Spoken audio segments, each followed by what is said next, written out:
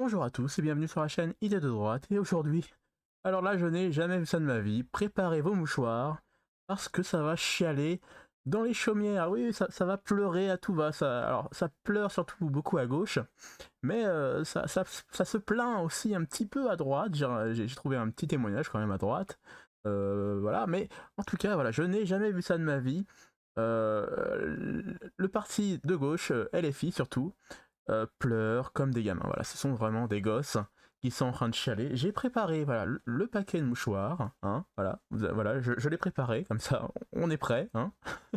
Parce que honnêtement, les larmes de gauchistes comme ça, j'en ai jamais vu autant couler. Donc souvenez-vous, le premier tour des législatives, hein, le RN est passé en tête à 32%. Et le deuxième parti, c'était la LFI avec 27%. Donc il y avait quand même une grande différence de voix. Mais au deuxième tour, du coup, ils ont dû faire des magouilles, hein, voilà, donc la démocratie, on s'assoit dessus, hein, ils ont fait des magouilles pour que euh, le parti qu'ils ont fait ensemble, donc LFI et le Parti Socialiste, hein, qu'ils ont appelé ça le Front Populaire, pour faire barrage au RN, hein, parce que le méchant RN, hein, c'est le nazisme, hein, vous connaissez bien la chanson. Et du coup, le Front Populaire est arrivé en tête au second tour.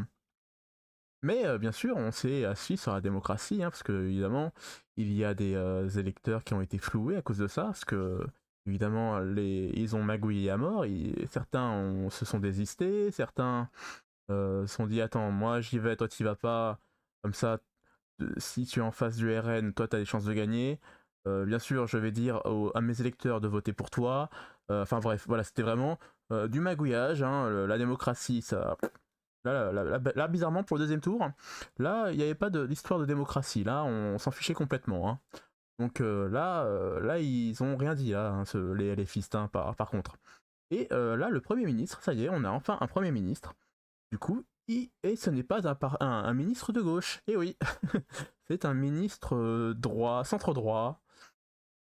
Hein, et du coup, les gauchistes vont pleurer. Attention, il y a beaucoup de larmes. Préparez-vous, la vidéo va être un peu longue à cause de ça.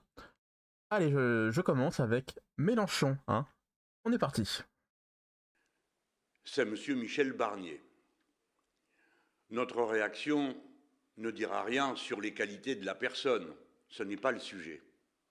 Le sujet, c'est que le président vient de décider de nier officiellement le résultat des élections législatives qu'il avait lui-même convoquées. Ce n'est pas le nouveau Front populaire qui est arrivé en tête de l'élection qui aura le Premier ministre et la responsabilité de se présenter devant les députés. Ce sera un membre, parmi d'autres, d'un parti qui a été le dernier à l'élection législative, qui a fait le plus petit score et qui a fait l'un des plus petits nombres de députés pour finir présent à l'Assemblée nationale. L'élection a donc été volée au peuple français. Le message a été nié. Voilà, ça y est. Bon, voilà, Mélenchon, voilà, il a fait sa petite minute. Voilà, on a été floué, on a été volé. C'est un ministre du parti qui a fait le moins de voix. Oui, c'est vrai, c'est le parti qui a fait le moins de voix. Mais je suis désolé, le Front Populaire est passé en tête parce que vous avez magouillé. Donc pour moi, vous n'êtes pas les premiers à arriver en tête. Hein, c'est un parti qui n'existe plus en plus. Hein, ça y est, votre parti, le Front Populaire, n'existe plus. Il y a eu divorce juste après les élections. Donc bon, voilà, ça c'était pour donc Mélenchon. Hein, voilà, il a versé ses petites larmes. Voilà, il s'est plaint. Là, il a crié oh non, la démocratie, voilà, a été flouée. Hein. Bon. Allez, deuxième, suivant, s'il vous plaît. Ah, chaque fois que je la vois, elle, physiquement, j'ai un peu de mal. Hein. Y a rien qui va chez elle, mais bon. Hein, ne parlons pas sur le physique. Hein, moi, regardez, j'ai un masque, hein, comme quoi. Donc, je ne taille pas sur le physique, mais bon. Allez, c'est parti. Tu peux y aller, Manon Aubry. Vas-y, dis qu'est-ce qui ne va pas. Je t'écoute. Imaginez pendant les Jeux Olympiques, quand Léon Marchand a gagné les nombreuses courses, qu'on ait donné la médaille d'or au 5e. Eh bien, bienvenue dans la démocratie française où Michel Barnier a été nommé Premier ministre. Ouais, attends, désolé, je suis obligé de l'arrêter parce que j'ai pas vu de nageur aux Jeux Olympiques qui s'est désisté pour que un autre nageur puisse prendre sa place. Hein, voilà, vous connaissez la chanson maintenant. Hein. Donc voilà, non, arrête de dire n'importe quoi, arrête de comparer les Jeux Olympiques avec des élections. Hein. Ça c'est, voilà, tu compares des choses qui ne sont pas comparables. Donc arrête de dire ça, voilà, excusez-moi, ça me fait pleurer tout ça encore une fois. Allez, vas-y, Aouri, vas-y, continue. Michel Barnier, il vient des Républicains, vous savez, ce parti qui a perdu les élections législatives et qui n'a que 41 députés à l'Assemblée nationale, quand je pense qu'on nous disait qu'avec le nouveau Front Populaire et nos 193 députés, on n'en avait pas assez. Voilà comment Macron n'a pas dissous seulement l'Assemblée nationale le 9 juin dernier, il a dissous la démocratie, le scrutin, les urnes. Et le pire dans tout ça, c'est que s'il nomme Michel Barnier, c'est en réalité avec la bénédiction du Rassemblement national qui ne va pas voter la motion de censure, qui va doucement s'appuyer pour soutenir la réforme des retraites. Mais en même temps, c'est pas très étonnant quand on voit le profil de Michel Barnier qui s'était opposé à la dépénalisation de l'homosexualité, tenez-vous bien, et qu'il était pour un moratoire sur l'immigration. Bref, vous êtes en colère après cette nomination, c'est normal. Moi aussi, on est tous en colère. On s'est mobilisés comme jamais pour ces élections législatives. Et Emmanuel Macron est en train de faire un coup de force comme jamais contre la démocratie. Je pense à vous toutes et vous tous. Ne perdez pas espoir, on va continuer à se battre. Et ça se passe ce samedi 7 septembre dans la rue. Mobilisez-vous massivement. C'est un tournant dans notre histoire. Emmanuel Macron attend qu'on se résigne. Nous, on va faire la démonstration qu'on va être nombreux à se mobiliser. Voilà, donc du coup les gauchistes, hein, quand il y a, quand ça va pas, enfin quand la démocratie ne va pas dans leur sens, qu'est-ce qu'ils font, hein? Ils vont se mobiliser dans la rue. Voilà, ils vont chialer dans la rue. On n'est pas content, la démocratie, hein, s'il vous plaît, c'est seulement quand de notre côté, s'il vous plaît. Voilà, ça m'énerve. Voilà, ça c'est les gauchistes. Encore une fois, ils sont en train de chialer et maintenant ils vont dans la rue pour dire qu'il y a eu un déni de démocratie alors que eux, hein, en deuxième tour, hein, la démocratie, comme d'habitude, je le répète, il n'y en a pas eu. Hein. Donc, bon. Ah, ça, c'est pour Manon Aubry, hein, voilà, qui appelle tout le monde à aller dans la rue. J'ai envie de donner une palme d'or aussi à Madame Souder, qui, vous allez voir, c'est du grand théâtre. Hein, voilà, moi, quand j'ai vu ça, je me suis dit, oh, je suis touché, vraiment. C'est une prestation magnifique. Hein, je vous laisse juger aussi. Vous allez regarder. Et en tout cas, moi, j'ai été vraiment touché par cette prestation. Allez-y, Madame Soudet. Commencez. Bah alors, Madame la députée, il paraît qu'on a un nouveau Premier ministre. Il est de votre majorité, j'espère. Ah bah non, pas vraiment. C'est un vieux dinosaure qui est en fait l'enfant du RN et de la Macronie. Parce que vous savez qu'ils se sont mariés tout récemment là, avec la loi immigration. Ouais. Quelle chance, c'est beau hein. Et voilà, ils ont fait un bébé. Et oui, bon, c'est un vieux dinosaure, hein. On dirait plutôt un vieux papy qu'un petit enfant. Mais et voilà, c'est comme malgré tout l'enfant du RN et de la Macronie. C'est un homme obsédé par la question migratoire, un homme voilà, avec des idées racistes, réactionnaires, un homme qui aime l'autoritarisme. C'est bien, c'est une belle réponse au vote des électeurs de cette dissolution. Ah ouais, je sens votre enthousiasme. Ouais. Ouais. On a bien fait de voter, on a bien fait de le Front voter. Populaire qui avait gagné. Bah si, pourtant, mais bon, voilà, la démocratie façon Macron, c'est plutôt la monarchie, vous voyez. Et donc on fait quoi? On fait quoi? Eh ben on se mobilise toujours, on va dans la rue, on se donne rendez-vous samedi 7 septembre à 14h, place de la Bastille. Et dans les préfectures et autres rendez-vous en province. Tout à fait, parce que tout ne se passe pas qu'à Paris. Ah, voilà, qu'est-ce que vous en avez pensé? Honnêtement, cette prestation était vraiment nulle, quoi. J'en ai marre. Ils ont pas. Enfin, à côté, là, le mec à gauche, il a pas appris son texte. Hein, tu sens qu'il cherche ses mots.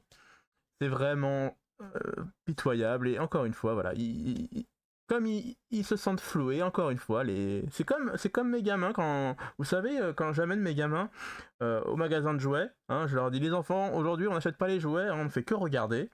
Ils font ouais, on ne fait que regarder.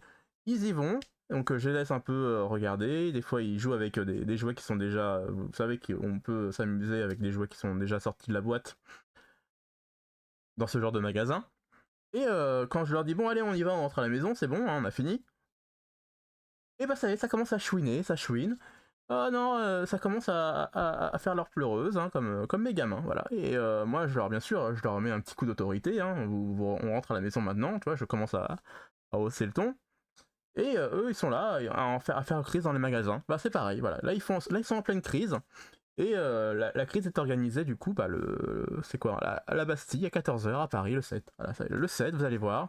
Ça va encore taguer, ça va encore casser des trucs. C'est le grand n'importe quoi. C'est voilà, vive la démocratie avec LFI. Attention, ce n'est pas fini. Non, non, non, je vous dis, hein, ça pleure dans partout. Voilà, hein, j'ai vraiment halluciné. Et maintenant, on a Monsieur Attal, hein, qui va aussi dire que c'est une catastrophe. Hein, voilà. Allez, vas-y, c'est à toi. Je vais un peu vite parce que sinon la vidéo va durer très longtemps. Donc, allez, dépêche-toi, parle vite. Alors écoutez, aujourd'hui, la déception, l'amertume et le fait de se sentir floué, c'est pas tellement l'important que ce soit moi qui le sente, c'est surtout les Français. Et je pense que ça doit être un sentiment dans le pays d'incompréhension et de colère. On va avoir comme Premier ministre quelqu'un issu de la 4e formation de ces élections. On va avoir comme Premier ministre quelqu'un qui va poursuivre la politique de M. Macron. C'était d'ailleurs l'objectif. Politique, si je devais la résumer, qui a vu les 500 plus gros patrimoines de ce pays posséder 45% aujourd'hui de la richesse nationale quand c'était 20% quand M. Macron est arrivé. Voilà, je pense que c'est une bonne manière de résumer une politique néolibérale en faveur des plus riches. Et de ce point de vue-là, M. Barnier est idéalement placé pour la continuer vu ce qu'il a fait au niveau de la Commission européenne.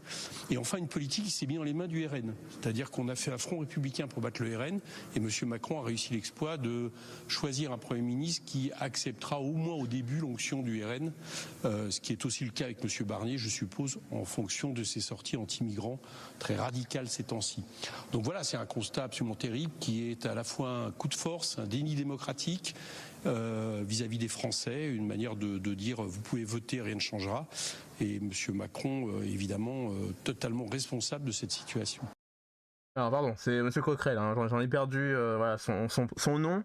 Donc M. Coquerel, hein, qui lui aussi dit que c'est un désastre complet.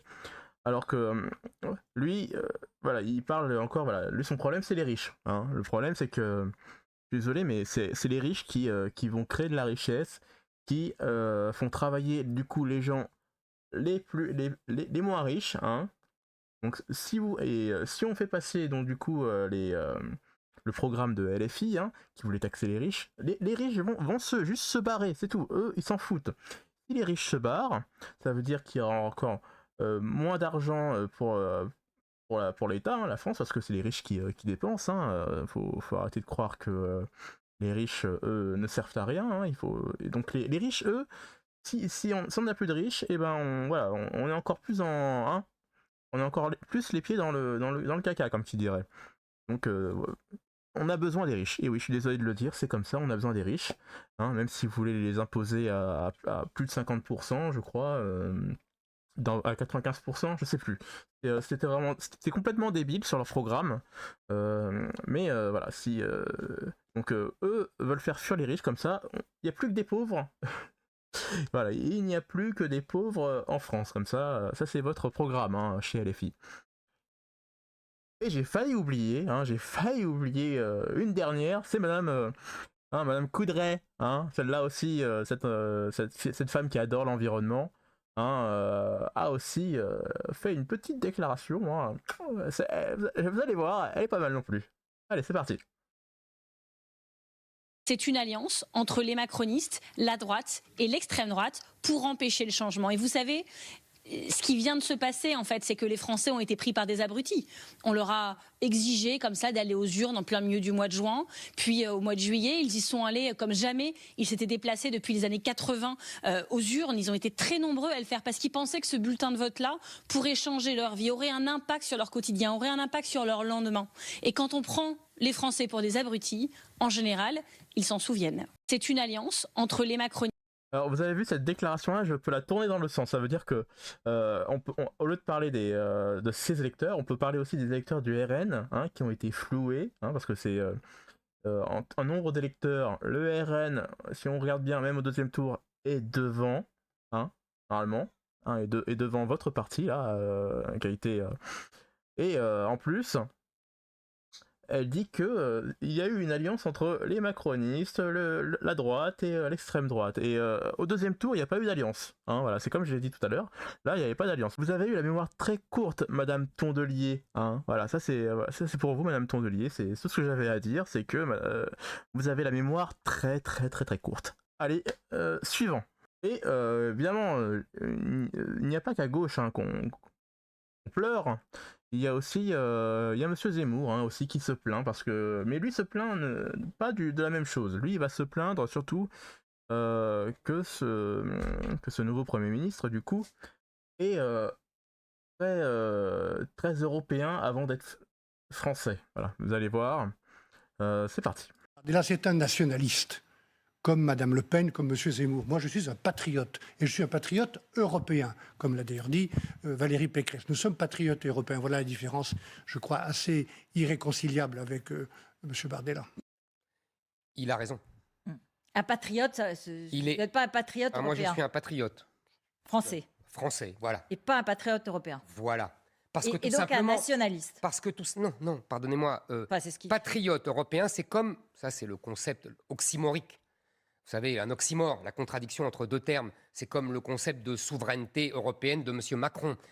C'est la même chose. Michel Barnier, il a dit qu'il préférait l'indépendance. Oui, bien sûr, mais vous savez, ces gens-là sont les mêmes.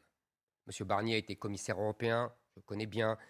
Il a la même idéologie que M. Macron et que Mme Pécresse. Tout ça, ce sont les mêmes. Il a dit sur ce plateau qu'Emmanuel Macron n'avait pas tiré les leçons du Brexit et qu'il fallait changer l'Europe pour tenir compte de cet échec. Le coût du changement de l'Europe par les européistes, ça fait 30 ans qu'ils nous le font.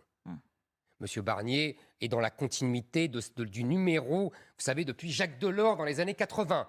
Il faut changer l'Europe. Non, il faut changer l'Europe, oui, mais pas par eux. Donc vous avez vu aussi, Zemmour, lui aussi n'est pas très chaud pour ce Premier ministre. Et nous avons en dernier l'avis du Rassemblement National, hein, avec Madame Le Pen, qui, elle, du coup, est plutôt modérée. Hein, du coup, si elle, c'est... De toute façon, le RN a choisi la stratégie du... si c'est bon pour les Français, on vote pour. Si c'est contre les Français, on vote contre. Hein, voilà, vous allez voir. C'est à peu près ça, ce que dit Madame Le Pen. Au premier critère que nous avions réclamé, c'est-à-dire un homme qui soit respectueux des différentes forces politiques et capable de pouvoir s'adresser au Rassemblement national, qui est le premier groupe de l'Assemblée nationale, de la même façon qu'aux autres groupes. Et ce sera utile parce que des compromis vont devoir être trouvés compte tenu de la situation budgétaire de notre pays. Pour obtenir votre soutien, quel genre de Premier ministre doit-il être ? Mais encore une fois, je pense qu'on a été totalement transparent. On a demandé à ce que nos électeurs soient respectés. C'était le premier critère.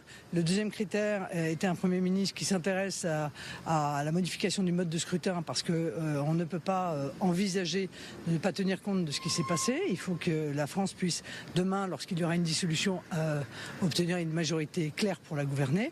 Et évidemment, les sujets de fond qui nous intéressent fondamentalement sont ceux de la prise en considération de l'immigration hors contrôle, de l'insécurité qui explose, et évidemment de la préservation du pouvoir d'achat des Français. Donc ça, je ne peux pas répondre en amont et nous attendrons le discours de politique générale de M. Barnier. Est-ce que le Rassemblement national pourrait participer à un gouvernement de M. Barnier ? Le Rassemblement national ne participera pas à un gouvernement de quelque nature que ce soit. M. Barnier n'est pas de nos idées et ils ont fait en sorte que le Rassemblement national ne puisse pas obtenir une majorité absolue avec toute une série de magouilles de désistement. Aujourd'hui, ils sont sont dans la situation que nous avions annoncée, c'est-à-dire une situation de chaos. Nous verrons bien si M. Barnier arrive au moins à faire en sorte que ce budget puisse être équilibré. Est-ce que Emmanuel Macron vous a consulté sur cette proposition, sur ce nom de Michel Barnier? Mais je ne fais pas état des consultations que j'ai avec le président de la République. Mais je ne suis pas le DRH du président de la République, non plus. Et voilà, en tout cas, voilà. En tout cas, vous avez vu tous ces gens-là, tous ces hypocrites, en tout cas chez à gauche, hein, en tout cas, vous avez vu ça. Hein, on pleure parce qu'il n'y a pas eu de démocratie cette fois-ci. Hein, on n'a pas choisi quelqu'un de notre camp. Ouin. Alors que bon, hein, quand c'était au deuxième tour et que là la démocratie, hein, on s'est un peu assise dessus. Là, ils ont rien dit du tout. Enfin bon.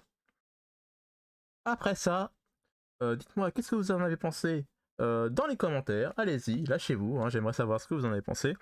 Et bien sûr, laissez un petit j'aime parce que le petit j'aime, ça me fait plaisir. Ça augmente le référencement de la vidéo. Et je vous dis à la prochaine. Ciao!